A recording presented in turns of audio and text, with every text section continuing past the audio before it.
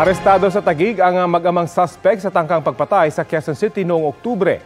Paliwanag nila, self-defense lang ang nangyari. Balitang hatid ni James Agustin.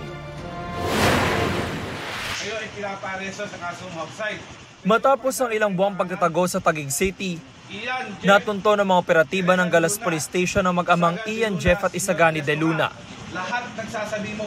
Isinilbi sa kanila ang warrant of arrest para sa kasong attempted homicide. Ang krimen ayon sa pulisya nangyari sa paradahan ng tricycle sa Quezon City noong October 2023. Pinagtulungan nitong mag-ama yung nakaaalitan nila sa tricycle na paradahan at binugbog nila ito gamit ang pamalo. Pinagpapalo itong biktima kaya ito nagkaroon ng injuries sa ulo.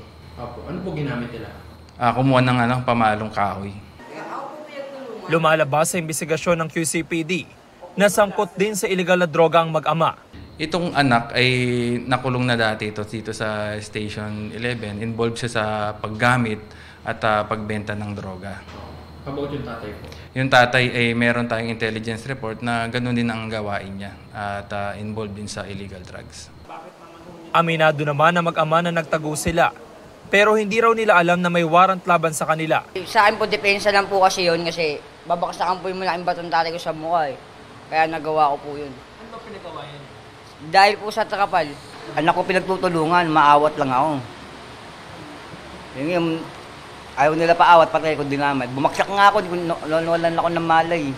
Inihanda na ang mga dokumento para sa return of warrant.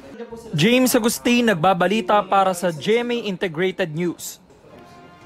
Kapuso, alamin ang maiinit na balita. Bisitahin at mag-subscribe sa GMA Integrated News sa YouTube. Sa mga kapuso abroad, samahan nyo kami sa GMA Pinoy TV at sa www.gmanews.tv.